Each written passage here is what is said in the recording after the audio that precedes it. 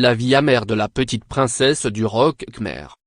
Shahanti était la voix et l'âme de The Cambodian Space Project, un groupe mixte formé en 2009 à Phnom Penh, qui s'inspirait du rock khmer des années 1960-1970.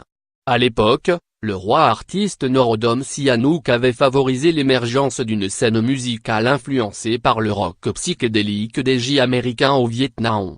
Mais, en 1975, l'arrivée au pouvoir des Khmers rouges sonna le glas de cet âge d'or. Des stars comme le crooner Sin Sizamout et les divas Rosrey Sota et Panron, considérés comme des symboles de l'impérialisme décadent honni par les hommes en noir, furent exécutés dans les Killing Fields, aux côtés de 1,7 million d'autres victimes. À l'image de Panron, la plus sulfureuse, dont elle avait repris le tube Knon Min Sok Chet Je suis insatisfaite, Shahanti enflammait la scène dans des twists du diable, moulée dans ses robes sexy et claquant des talons, défiant ainsi les règles du Shebab serait, le code de conduite féminin traditionnel. Mais, derrière ses paillettes et son sourire, Shahanti masquait une réalité plus âpre. Originaire d'un village de Preven, dans le sud-est du pays, l'aîné d'une fratrie de 3 enfants avait grandi dans une famille pauvre comme il y en a tant dans les campagnes. Contrainte d'arrêter l'école en primaire pour aider son père au champ, elle avait pratiqué tous les petits jobs du bas de l'échelle sociale, ouvrière dans une plantation d'EVA, dans une usine textile et sur un chantier de construction. Comme nombre de filles, une fois montée à la capitale, elle avait atterri dans l'industrie du karaoké, qui offre bière, chansons et sexe tarifé.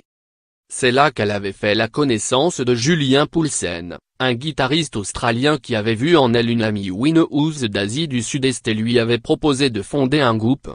À travers leurs reprises et leurs clips à l'esthétique déjantée, The Cambodian Space Project a remis au goût du jour les joyaux de la musique khmer, aussi bien auprès de la jeunesse cambodgienne qu'à l'étranger.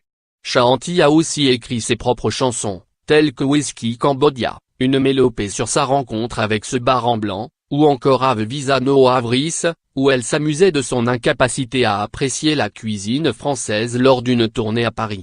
Le couple s'était marié avant de divorcer 4 ans plus tard, sans cesser de collaborer. Une aventure racontée dans le documentaire Noisy Rock'n'Roll, du réalisateur allemand Mark Eberl, en 2015. Lire aussi, le Cambodge fait revivre ses voix d'or.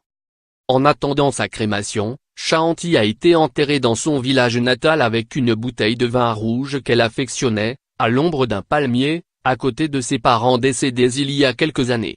Serait-il était un modèle de talent et de force pour toute une génération d'artistes et de femmes, a déclaré son amie la rappeuse Lisha, samedi soir, lors d'une soirée hommage destinée à lever des fonds pour l'éducation de son fils. Eleonore Sokalkovich.